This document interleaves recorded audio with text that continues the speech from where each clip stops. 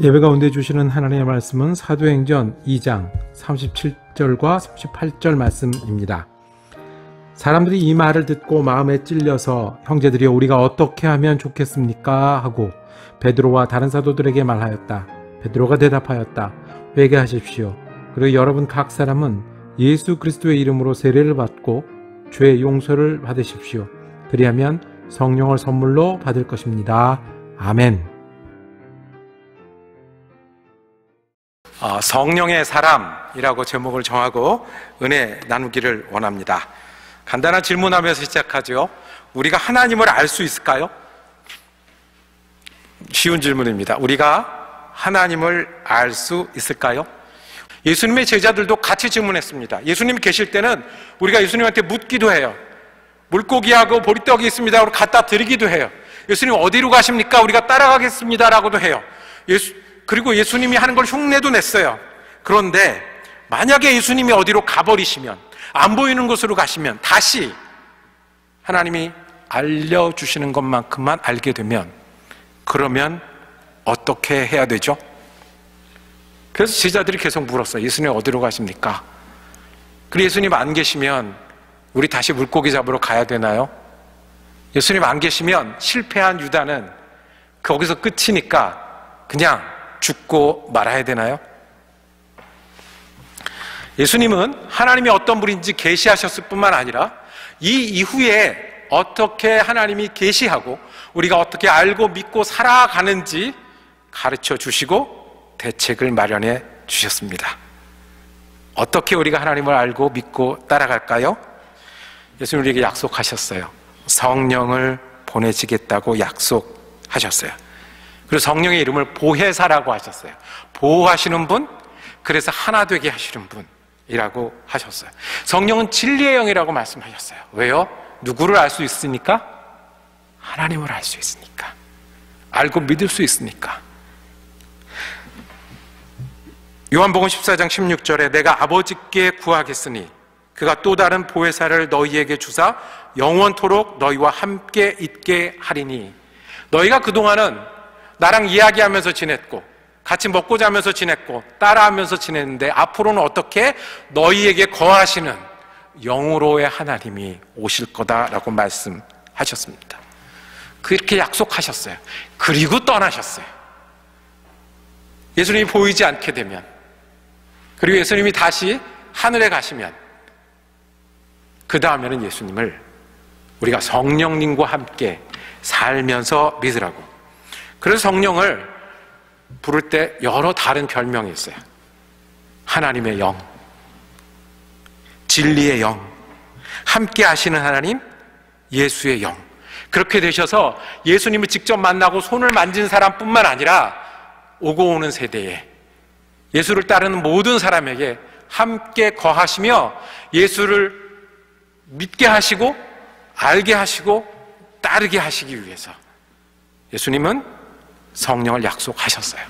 그리고 역사 어느 날 그 성령이 임하셨어요.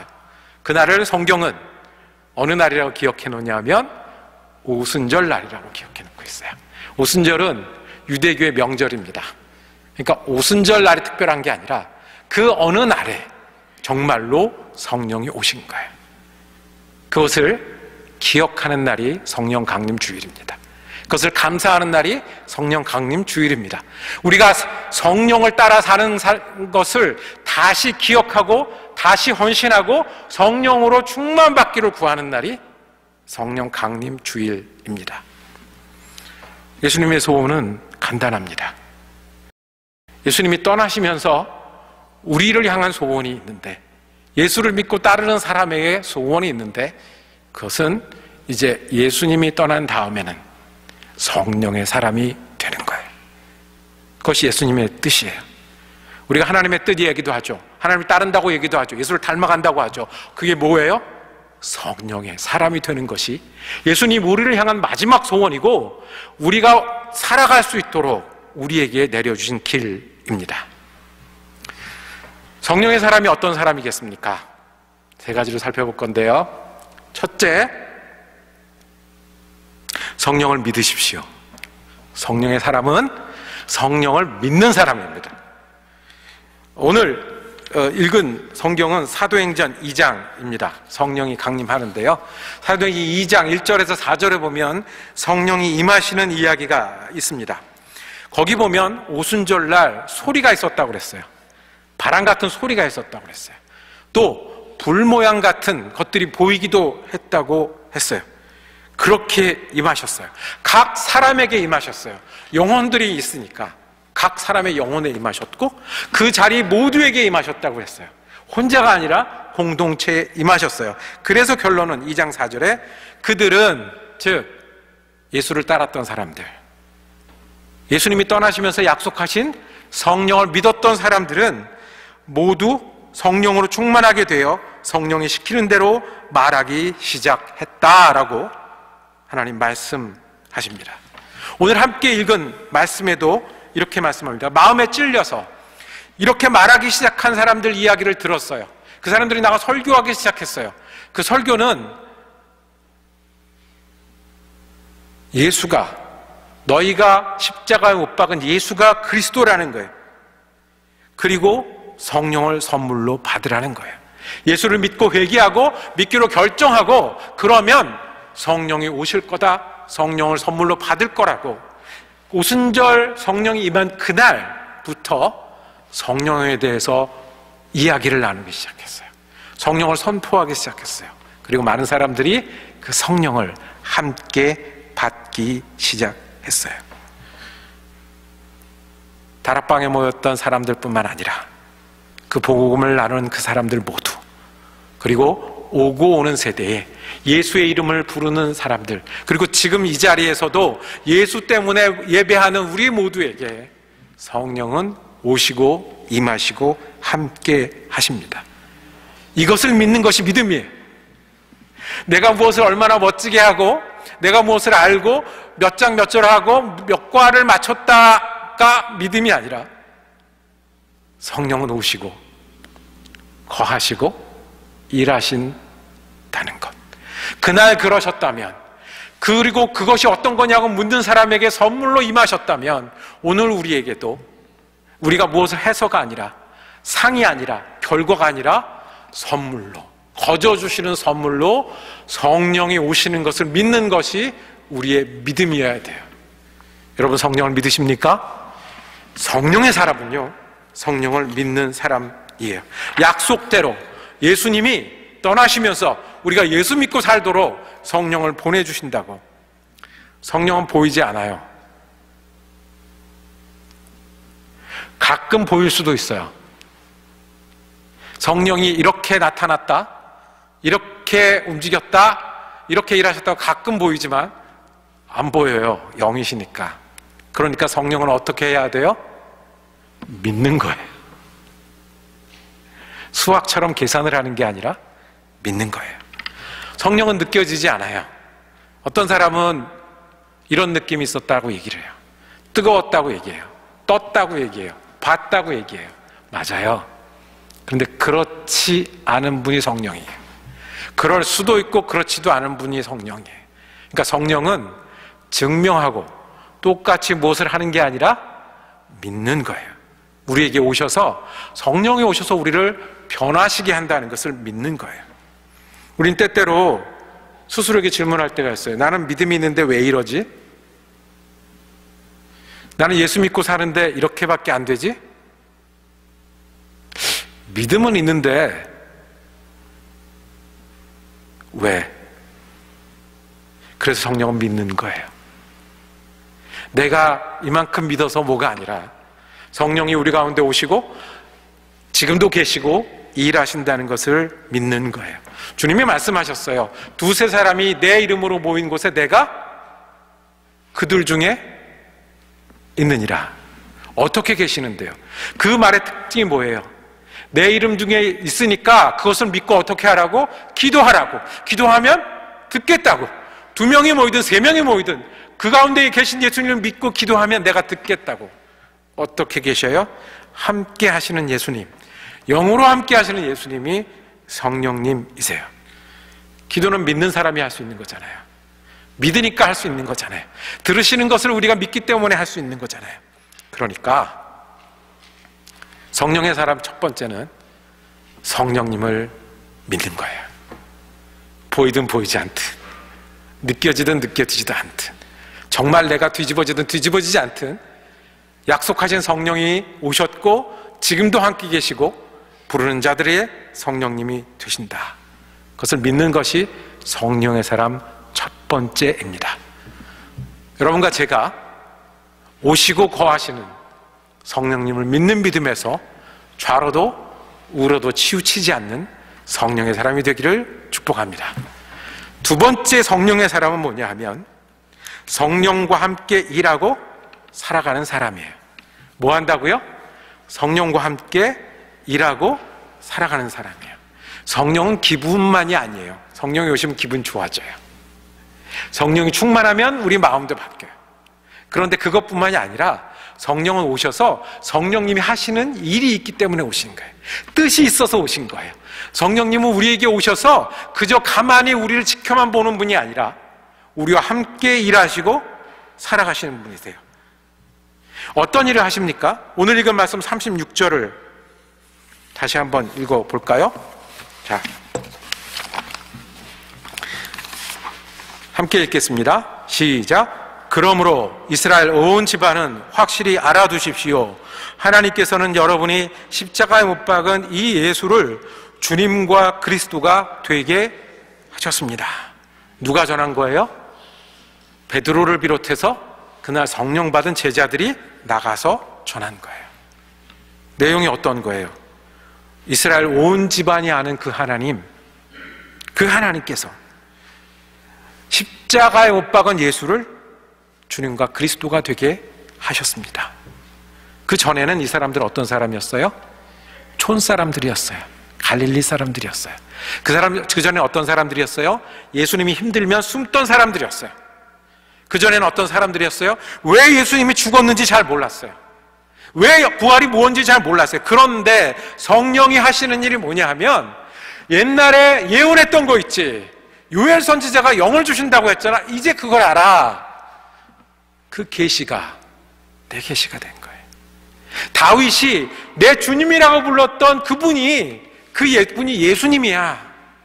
십자가의 보혈이 우리를 대신해서 죽은 거고 그분이 그리스도야. 그분이 우리가 믿어야 되는 거야 라고 이야기를 하는 요약이 우리가 오늘 읽은 36절이에요. 성령이 오시면 그 일을 하시는 거예요. 예수님을 알게 하세요. 그냥 십자가 따로 부활 따로 알고 있던 이 제자들이 맞아! 예수님이 하나님의 아들로서 이렇게 구원을 이루셨구나. 그러니까 너희도 우리처럼 믿으라고 예수를 전할 수 있게 하는 거예요. 알게 하시고 믿게 하시고 예수가 하셨던 일을 우리로 함께 하게 하세요. 변하게 하세요. 이게 그래서 우리에게 새로운 일들을 하게 하십니다. 37절부터 사람들 이야기가 나오는데 마음이 찔려서 어떻게 할까? 여종이 물어서 너 갈릴리 사람이지라고 했던 부인했던 사람이 예수님 눈에 안 보이니까 물고기 잡으러 가겠다고 하던 사람이 회개하라고 이야기하기 시작합니다. 회개라는 것은 예수 안 믿던 사람에서 예수 믿는 사람이 되는 거라고 처음으로 이야기하기 시작을 합니다. 그리고 그 다음에 성령의 사람이 되라고 성령의 세례를 받을 것이라고 이야기합니다. 이것이 예수님을 믿고 살아가는 길이라고 말씀을 합니다. 성령님 우리에게 오시면 어떤 일을 하시냐면 예수님을 알게 하세요. 예수님을 믿게 하세요. 예수님을 따라가게 하세요. 수십 년은 예수를 믿는 이야기를 하고 예수 믿는 학교를 나오고 가족들이나 친구들이 다 예수를 믿어도 안 되는 분들이 있어요. 그분들을 비판하는 게 아니라 뒤집으면 우리는 어쩌다 된 거죠?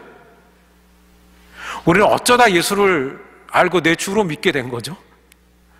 우리는 믿는 것뿐만 아니라 예수를 따르는 사람이 된 거죠?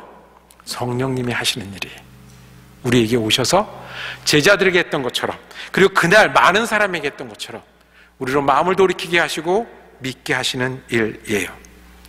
저번에 있었던 교회 한 남자 집사님이 얘기를 하셨어요. 자기는 전라도 시골에 살았어요. 그런데 어느 날 초등학교 4학년 때인가 5학년 때인가 오후 예배 때 친구를 따라 교회를 갔다는 거예요. 그냥 교회를 가려고 한 게 놀다가 교회에서 뭘 한다고 가서 앉아 들었어요. 어른 예배였어요. 그런데 그날 그 목사님이 복음이라고 말하시면서 설명을 해주셨대요. 무슨 설명했냐면 십자가에 대해 설명해 주셨고 부활에 대해 설명해 주시고 예수를 믿어야 된다고 설명해 주셨대요. 근데 초등학교 4학년 그때 이거다라는 느낌이 들었대요. 이거다. 그날 자기는 예수 믿는 사람 되었대요.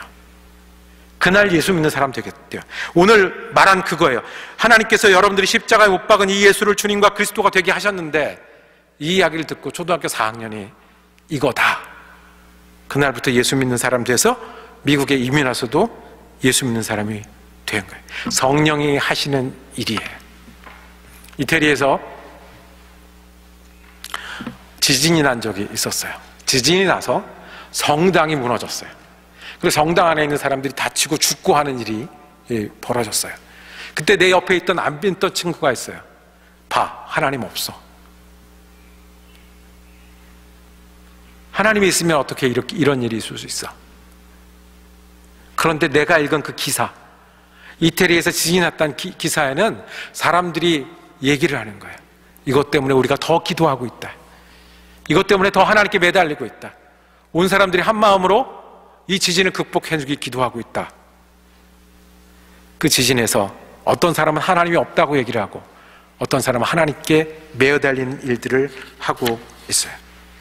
이 사람들을 놀렸습니다. 술 취했다고 얘기했고 알아둘 수 없는 얘기를 한다고 놀렸는데 예수의 이름으로 달라진 모습들을 볼 수 있었습니다. 그 성령을 선물로 받은 다음에 오늘은 우리가 주보의 지면이 제한되어 있어서 39절까지 봤지만 이 이야기의 끝은 42절에 이렇게 끝납니다. 이 사람들이 이날 예수를 믿기 시작한 사람들이 42절에 사도들의 가르침에 몰두하며 서로 사귀는 일과 빵을 떼는 일과 기도하는 일에 전념하더라. 전에 할 수 없던 일들을 하게 하시는 거예요. 예수를 알고 믿고 따르게 하시는 일들을 하게 합니다. 그러니까 우리가 성령과 함께 일하고 살아간다는 것은 성령이 일하시게 하는 거예요. 예수를 알게 하고 예수를 믿게 하고 예수를 따라 변화하게 하는 거예요. 우리가 할 수 있는 일이 무엇이 있습니까? 이 사람들이 했던 거는 성령을 만들지도 성령을 부르지도 성령의 모양을 규정하지도 못했어요. 이 사람들이 했던 거는 기다렸어요.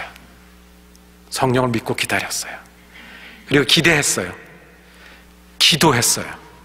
그럼 성령이 일하시고 함께 하신다는 거예요. 왜요? 우리가 기도하면 겸손해지잖아요. 기도하면 교만하지 못하잖아요.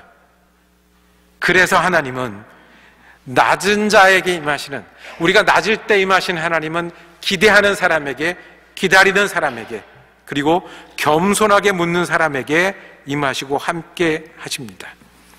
우리가 그건 할 수 있잖아요. 성령의 사람 두 번째는 이겁니다. 하나님과 성령과 함께 일하고 살아가는 사람. 성령의 역사를 기대하고 그것을 위해서 기도하고 그리고 따라 살고 순종하기 시작하는 일. 내가 이런 형편인데 성령님이 오셔서 우리를 바꿔나가기 시작할 겁니다. 세상은 이런데 그래서 교회라는 공동체를 두셔서 소망을 말하기 시작한 겁니다. 성령이 계시면 열매를 맺습니다. 우리가 할 수 없는 열매를 맺기 시작을 합니다. 우리로 예수를 알게 하시고 믿게 하시는 성령님, 예수를 따르게 하시는 성령님이 우리 가운데 일하시도록 기대하시고 기도하시고 따르기 시작할 때 우리는 성령의 사람이 될 수 있습니다. 자, 성령의 사람 첫 번째는 무엇을 믿으라고요? 성령님을 믿고. 두 번째는 성령이 계시니 일하시고 함께 살아가는 사람들이 성령의 사람. 마지막으로 세 번째, 성령의 사람은 성령님을 의지하는 사람입니다. 어떻게 한다고요? 의지하는 거예요. 성령님 우리가 만들거나 부르거나 변형시키는 분이 아니세요. 성령님을 의지하는 거예요. 의지할 때 전부 의지하는 거예요. 적당히가 아니라 전부 의지해요. 우리 예수를 믿는데 기쁨이 없다고 얘기할 때가 있어요. 예수님의 사랑은 아는데 내가 나눠줄 사랑은 충분하지 않은 걸 느낄 때가 있어요. 예수님 믿는 사람들은 순교까지 한다는데 나는 요만한 어려움에 너무 속이 상해요. 왜요? 성령이 계신 것을 믿는 거는 해요. 그리고 성령이 함께 살아가니까 성령의 자리가 있는 것을 알기도 해요. 그런데 적당히 다리를 걸쳐서 그래요. 적당히 의지해서 그래요. 성령님은 우리가 만들거나 변형시킬 뿐이 아니라 우리가 의지할 뿐이에요. 전적으로 의지할 뿐이에요. 전적으로 의지하실 뿐이에요. 성령님을 의지할 때 우리 가운데 성령의 열매가 나올 수 있어요. 나무가 뿌리를 내리다가 말고 들어 올리면 열매를 맺을 수 있겠습니까? 열매가 반만 열리죠. 내가 이 땅을 못 믿어서 뿌리를 안 뻗치고 오그리고 있으면 열매를 맺을 수가 있겠습니까? 오그라진 열매가 나오죠. 성령님과 함께 살아가는 것은 이런 것 아니겠습니까? 제가 어렸을 때 보았던 영화 중에 포세이돈 어드벤처라는 영화가 있었습니다. 한국의 주말의 명화에 나왔던 그런 영화입니다. 거기 주인공이 거기 목사님인가 그랬어요. 그 포세이돈 어드벤처는 배가 가라앉는 이야기를 하는 거예요. 아주 단순해요. 큰 배가 가라앉아요. 가라앉는데 한 번에 가라앉는 게 아니라 점점 물속에 들어가는 거예요. 처음에는 물이 한쪽에 들이차기 시작합니다. 그리고 그 많은 사람들이 모였던 큰 배의 홀이 잠기기 시작해요. 그 다음에 물이 점점 밀고 들어와서 방 안에 들어와요. 문을 닫고 들어가 있는데 거기는 안 들어왔는데 거기에 차기 시작해요. 그러니까 사람들이 피해가기 시작합니다. 물이 없는 곳, 숨을 쉴 수 있는 곳을 따라 움직이기 시작해요. 홀도 버리고 도망가고요. 방도 버리고 도망가고 그 다음 방으로 가요. 거기서 문을 닫고 물이 흘러 들어오지 못하게 했어요. 좀 버티다가 또 조금 있으면 물이 들어와요. 그럼 다음 방으로 가요. 다음 방으로 가요. 계속해서 다음 방으로 하다 마지막 방에 이르러요. 그 마지막 방에서 문을 열고 올라가야 되는 그거 있어요. 그게 점점 이동하면서 물이 점점 들어오면서 그게 이게 마음이 쫄리는 거, 그게 영화였어요. 성령을 의지한다는 게 이런 거예요. 처음에는 방 하나가 성령님과 함께 살 수 있어요. 내 마음의 방 중에, 내 머리의 방 중에 그 방 하나가, 내 생각 하나가, 내 원리 하나가, 내가 관계 하나가, 이 관계는 성령님이 기뻐하시고 변화시키는 관계로 돼야지. 이 일만큼은 내 일이 아니라 하나님과 함께 하는 일이 돼야지. 하나씩 둘씩 그렇게 성령이 나를 다 차지하게 될 때, 배는 물이 가득 차게 되면 어떻게 돼요? 꼴깍 잠기고, 우리는 성령의 마음 한쪽, 욕심 하나 성령의 것으로 바꿔나가기 시작할 때 우리는 하나님의 사람이 될 거예요. 죽는 게 아니라 오히려 사는 거죠.